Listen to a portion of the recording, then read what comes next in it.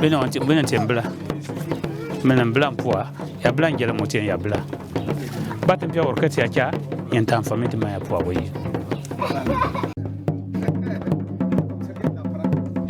bueno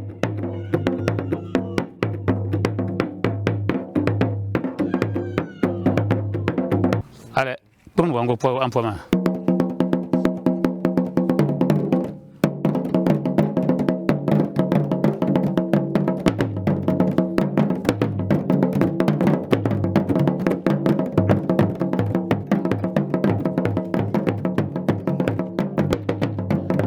Pour moi, le tam-tam, c'est un héritage.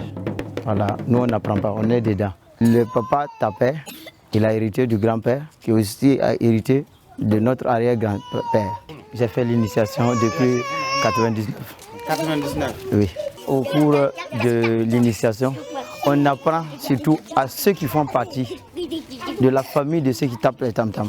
D'ici, quand tu vas sortir maintenant au camp d'initiation, quand même, toi aussi tu pourras exprimer quelque chose qui vient de ta famille parce que les membres de ta famille viennent partager la culture avec toi là-bas.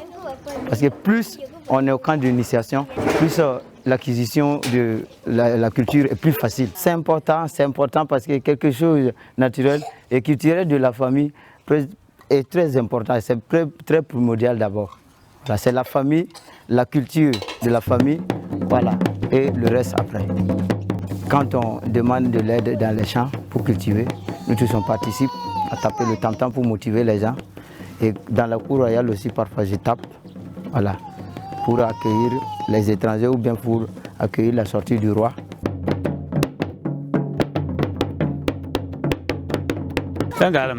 Le tambour parle. Tu as entendu le son que le petit a joué. Le tambour a plusieurs langages. Ce rythme que nous venons de jouer, c'est du tanchala. Il est joué pour accompagner les cultivateurs dans leurs champs. Il y a des rythmes pour la danse. Quand une femme danse, on joue le rythme des femmes. Il en est de même pour les hommes. Si vous changez de langage avec le tambour, automatiquement il change de cadence. C'est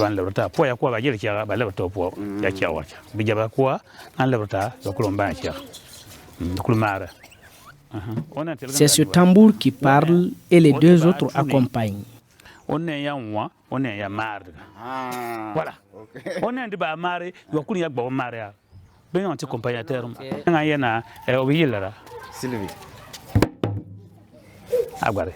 Sylvie. Sylvie, tom na ma wana. Agwari. Afunga le tie.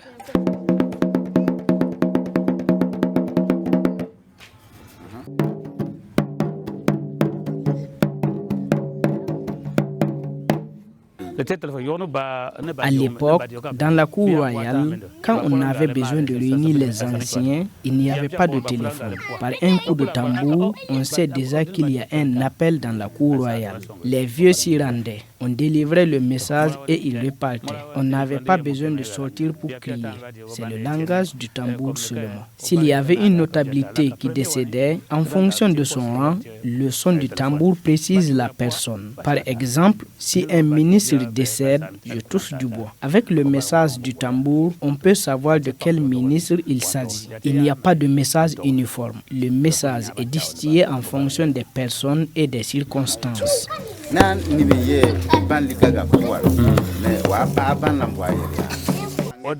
Non, ce n'est pas possible. On ne peut pas maîtriser le tambour sans en comprendre le langage. Toi, tu sais percer le mystère du langage du tambour?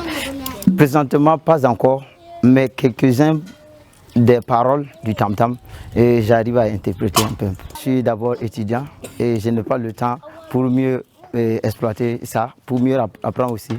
Voilà. Mais je compte quand même ne pas abandonner ça, aussi laisser ma marque dessus.